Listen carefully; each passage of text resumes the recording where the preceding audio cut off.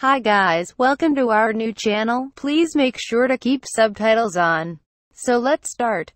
The American Revolution 1775 to 1783 is also known as the American Revolutionary War and the U.S. War of Independence. The conflict arose from growing tensions between residents of Great Britain's 13 North American colonies and the colonial government, which represented the British Crown. Skirmishes between British troops and colonial militiamen in Lexington and Concord in April 1775 kicked off the armed conflict, and by the following summer, the rebels were waging a full-scale war for their independence. France entered the American Revolution on the side of the colonists in 1778, turning what had essentially been a civil war into an international conflict. After French assistance helped the Continental Army force the British surrender at Yorktown, Virginia, in 1781, the Americans had effectively won their independence, though fighting would not formally end until 1783, lead up to the Revolutionary War.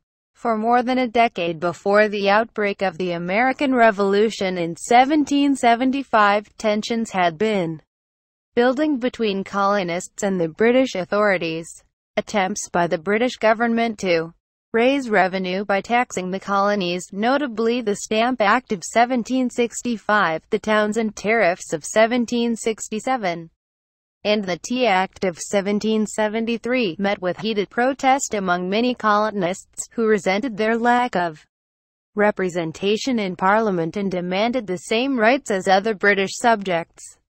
Colonial resistance led to violence in 1770, when British soldiers opened fire on a mob of colonists, killing 5 men in what was known as the Boston Massacre. After December 1773, when a band of Bostonians dressed as Mohawk Indians boarded British ships and dumped 342 chests of tea into Boston Harbor, an outraged Parliament passed a series of measures, known as the Intolerable, or Coercive Acts, designed to reassert imperial authority in Massachusetts. In response, a group of colonial delegates, including George Washington of Virginia, John and Samuel Adams of Massachusetts, Patrick Henry of Virginia and John Jay of New York, met in Philadelphia in September 1774 to give voice to their grievances against the British Crown. This First Continental Congress did not go so far as to demand independence from Britain, but it denounced taxation without representation, as well as the maintenance of the British Army in the colonies without their consent, and issued a Declaration of the Rights due every citizen, including life, liberty, property, assembly and trial by jury. The Continental Congress voted to meet again in May 1775 to consider further action, but by that time violence had already broken out. On April 19, local militiamen clashed with British soldiers in Lexington and Concord, Massachusetts, marking the first shots fired in the Revolutionary War, declaring independence 1775 to 1776. When the Second Continental Congress convened in Philadelphia, delegates including new additions, Benjamin Franklin and Thomas Jefferson, voted to form a Continental Army, with Washington as its commander-in-chief.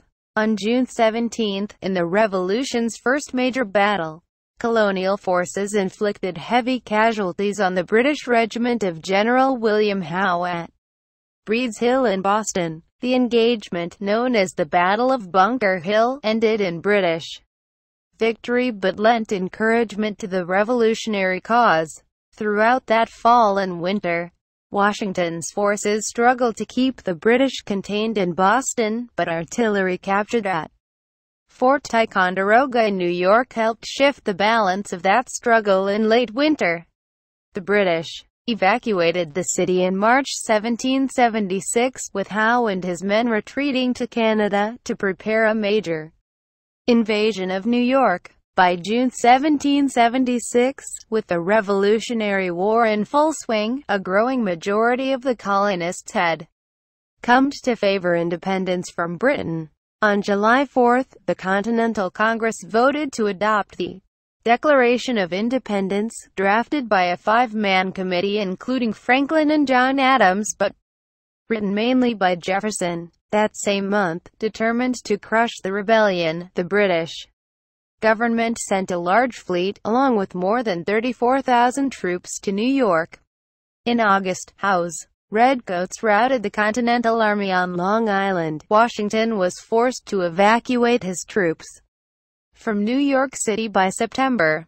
Pushed to cross the Delaware River, Washington fought back with a surprise attack in Trenton, New Jersey, on Christmas night and won another victory at Princeton to revive the rebels' flagging hopes before making winter quarters at Morristown.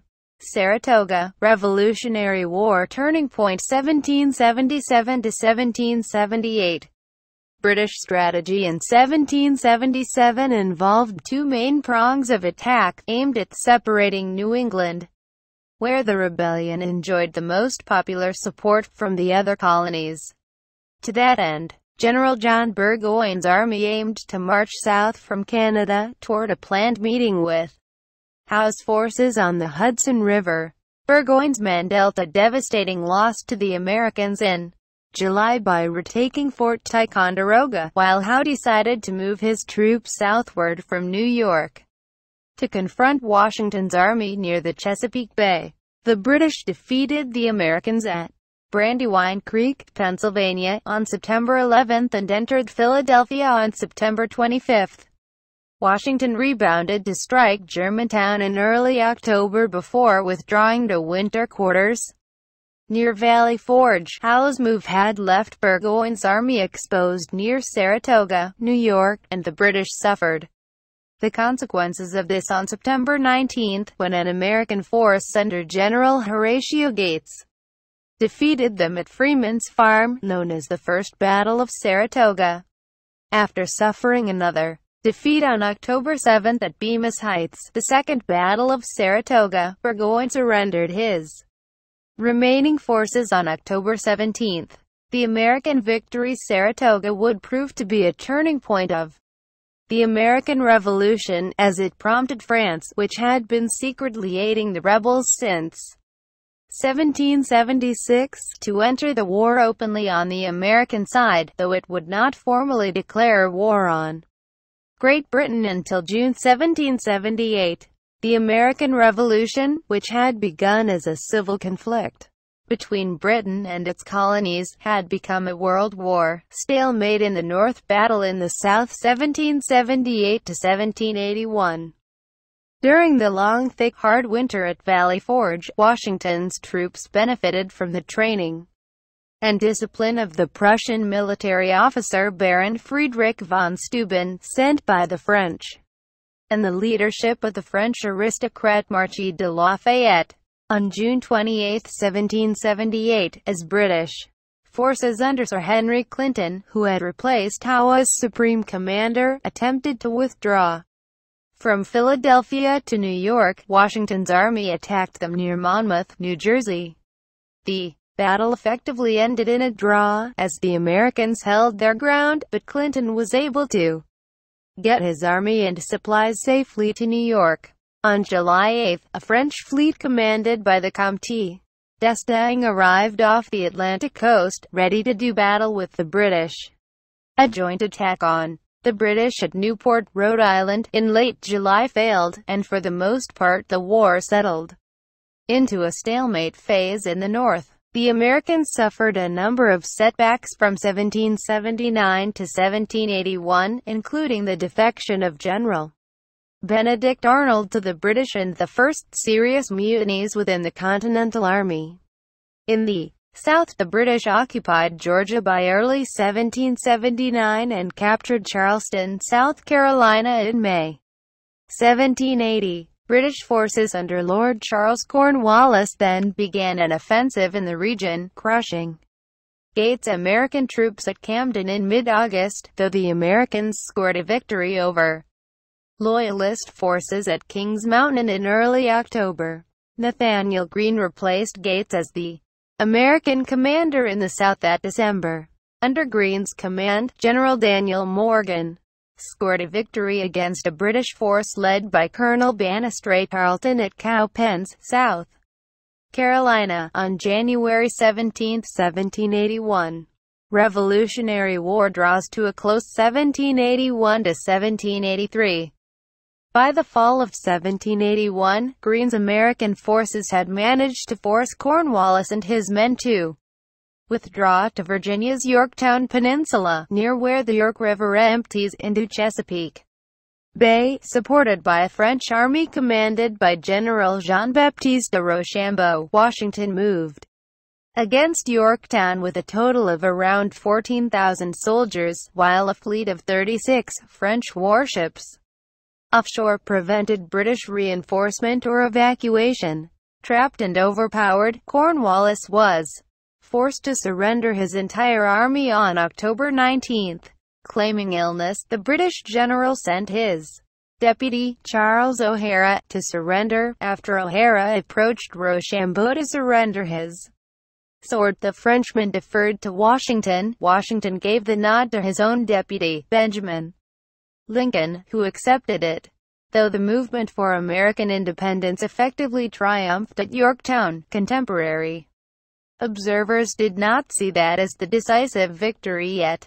British forces remained stationed around Charleston, and the powerful main army still resided in New York, though neither side would take decisive action over the better part of the next 2 years. The British removal of their troops from Charleston and Savannah in late 1782 finally pointed to the end of the conflict. British and American negotiators in Paris signed preliminary peace terms in Paris late that November, and on September 3, 1783, Great Britain formally recognized the independence of the United States in the Treaty of Paris. At the same time, Britain signed separate peace treaties with France and Spain, which had entered the conflict in 1779, bringing the American Revolution to a close after 8 long years. If you liked this video, please don't forget to subscribe this channel. No regret. You play it cool while you try to forget, but it's right behind you like